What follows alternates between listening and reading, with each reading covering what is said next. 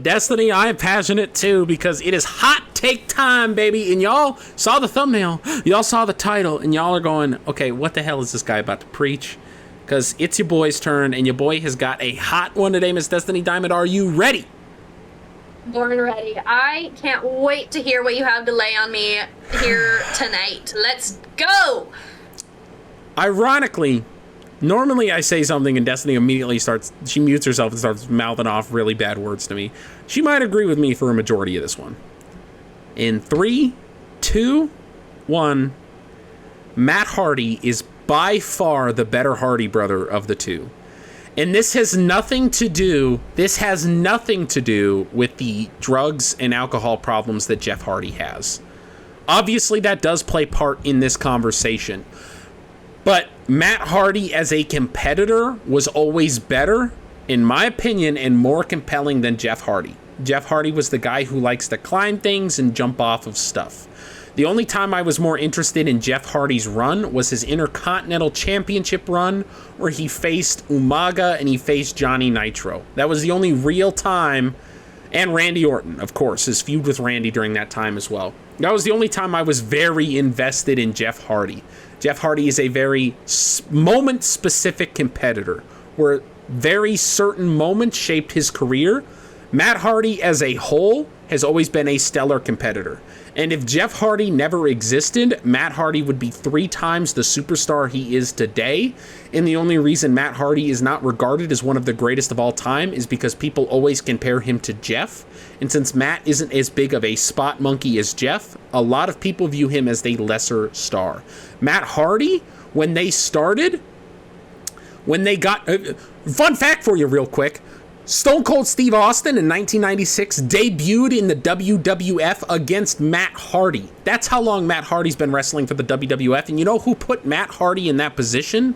Matt Hardy, who decided to buy a trampoline, set up his own wrestling show, and become a promoter of North Carolina with his brother. And he booked himself and his brother as a booker for the local promotions and taught himself the wrestling business when he was in his teens. And that is how he got on WWF television at such a young age, because he was that smart.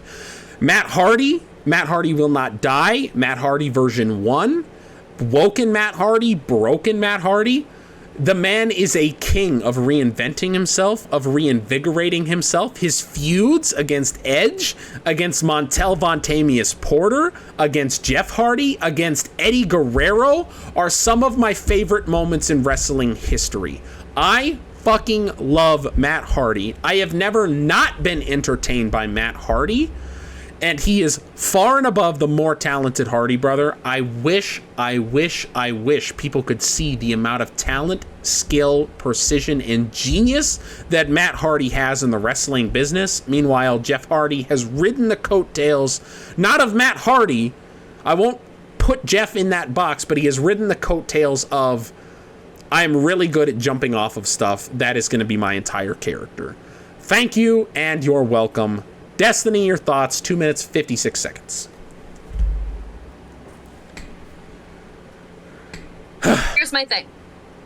I unfortunately was not actively watching wrestling during the peak of the Hardy Boys' careers in the early, mid, and late 2000s. Here's my thing. I started watching in 2012. And my teacher was always countdowns and OMG moments and things like that. And that's how I was taught the greatest of all times. And I was shown who are the greats. And Jeff Hardy was top to bottom everywhere. Greatest moves, OMG moments, the biggest moments in Raw history, the biggest moments in WWE history. Jeff's name is all over the board. Matt's there too. He wasn't there as much. And so I have this bias based on that alone, that Jeff was always the better one. However, once I actually started watching actively as a fan, Matt Hardy was always the one that had my attention for numerous reasons. Number one was his character work. Most specifically, with the broken Matt Hardy gimmick, how he was able to reinvent himself with that, include his entire family, and do cinematic matches in a way that nobody had seen before. Before COVID. Number two, before COVID, you guys. Seriously, that's how ahead of his time he was. Number two, when I started watching Jeff wrestle, it was very clear that he was not the same Jeff Hardy that the wrestling fans fell in love with and is regarded as the better Hardy Boy. He was several steps behind, he was sloppy, and unfortunately, yes, his personal demons got in his own way. And that is another reason that once I started watching and the Hardy Boys were active, Matt was always my number one in that moment actively. When you talk about WWE history, Jeff is always regarded as the better Hardy brother, and I still have that bias. But in the entire time that I have been watching wrestling, Matt Hardy has always been my favorite Hardy brother. And his talent is insane. He is not given enough credit. And also, we need to touch on the work that he did alongside his former best friend, Edge, and his former love, Lita. Holy God. That was the work of legends, you guys. If you guys haven't gone back and seen those matches and that whole rivalry, that whole story, please take the time to do so. Holy God. Masterclass in storytelling right there. Matt Hardy is talented beyond anything that he has any right to be. And if you want to tie in very well with current wrestling, Matt Hardy was released. Matt Hardy was injured at the time, and he was engaged, or I believe he was engaged to Lita, and very close with Edge. They were very good friends from their days of tag teaming against each other. And Lita started traveling with Edge because they were all such good friends. And then Matt found out they were sleeping together. And when this big fight ensued between them, legitimately, not a storyline, WWE fired Matt Hardy. They were like, no, Edge is our future star. Lita's involved with Edge. We're keeping both of them. Matt, you're gone.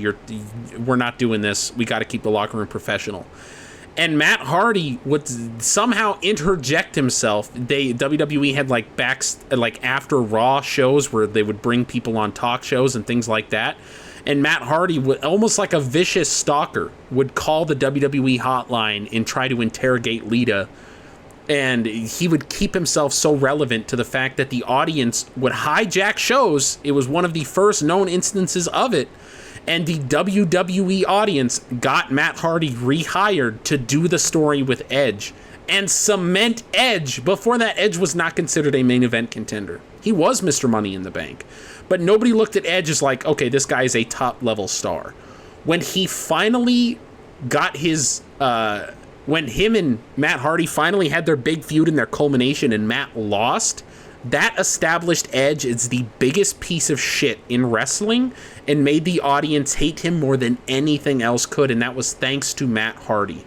And then the feuds that Matt Hardy, if you want to watch a good match, watch Matt Hardy, Eddie Guerrero. Still to this day, it was just a random match on SmackDown around like 2002, 2003. To this day, still one of my favorite SmackDown matches of all time. Amazing, and it's just a very simple, basic match between two geniuses. Matt Hardy MVP is probably my favorite Matt Hardy feud.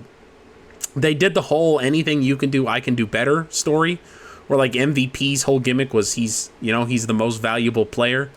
So he would challenge Matt Hardy to a push-up competition, and Matt Hardy would just kick his ass. And then he would challenge him to like a football throwing competition, and Matt Hardy was like a perfect spiral. And like every time MVP had some shitty excuse, and it was so fucking real watching those two go at it. Matt Hardy's genius was just incredible. Jeff Hardy was so good as this just believable underdog, but that was really all he did. And when you had stars such as Rey Mysterio, who was just made to be in that role, as a kid, you gravitated towards Jeff Hardy. And I've mentioned before, he had that allure to him that he was a fucking very attractive man, so all the women loved him. He was a badass guy, so all the guys loved him. And then he was this ultimate underdog warrior, so all the kids loved him. Ultimately, that's what cost Matt Hardy his position in the world, is Jeff was always the more relatable of the Hardy Bros, and he was always the more daring of the Hardy Bros. And in that regard, it sucks for Matt, because Matt was the better worker. He was the smarter Hardy brother, and he was definitely the more responsible Hardy brother.